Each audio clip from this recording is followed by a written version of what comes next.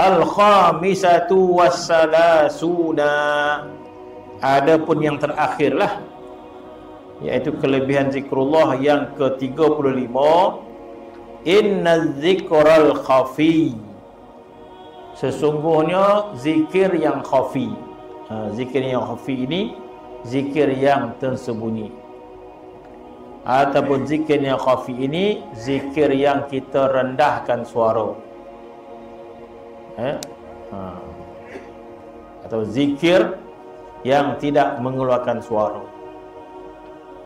Maka yang ke-35 sesungguhnya az-zikral khafi, zikir yang khafi, yuzkaru bi sahibihi indallah. Sesungguhnya disebut orang itu di sisi Allah. Jadi Allah Subhanahu wa taala yang menyebutnya. Wayadakhiruhu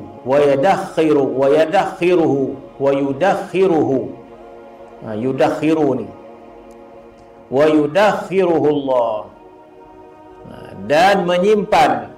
Yudakhiruna, dan Allah Ta'ala simpan. Di sini kata mempertaruhkan, jadi simpan. Dan wa yudakhiru Ta'ala lahu kanzan, dan Allah Ta'ala simpankan buatnya itu kanzan, satu perbendaharaan. Satu perbendaharaan. Wa yudakhiruhu Allah Ta'ala lahu kanzan ila yaumil qiyamah, sehingga hari kiamat. Jadi zikir yang khafi, yang berlaku zikir khafi adalah kita sahaja yang mengetahui zikir itu. Orang lain tak tahu pun kita berzikir. Itu zikir khafi namanya. Jadi kita sahaja yang mengetahui, orang tak tahu, itu zikir khafi. Sebab itu ulama dia menghuraikan di antara zikir khafi dan zikir jahar. Maka dua-dua ada kelebihan dia. Dua-dua ada kelebihan dia. Zikir jahar ada kelebihan dia, zikir khafi ada kelebihan dia. Maka di sini menyebut tentang zikir khafi, Allah Subhanahu wa taala mempersiapkan, menyediakan perbendaharaan dan disimpan hingga hari kiamat.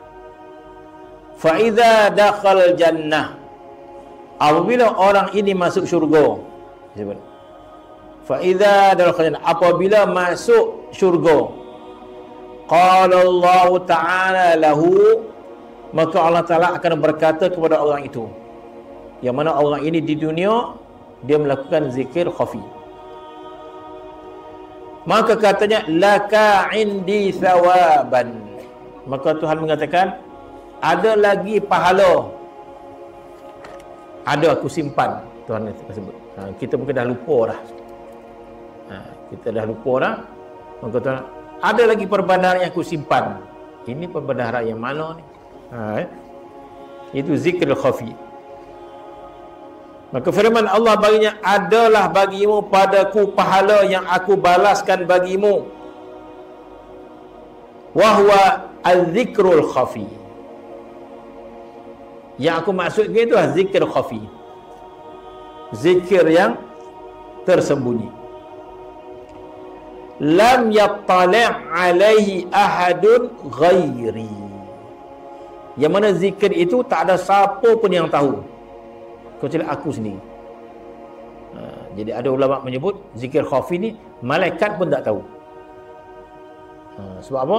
Sebab kita ingat Allah dalam diri kita, dalam hati kita. Kita ingat Allah dalam hati kita, tak keluar ke lidah. Lidah tak bergerak pun. Jadi zikir khafi ni zikir dalam hati kita, berzikir, lidah kita tak berzikir pun. Itu namanya zikir khafi. Hatta malaikat pun tak tahu.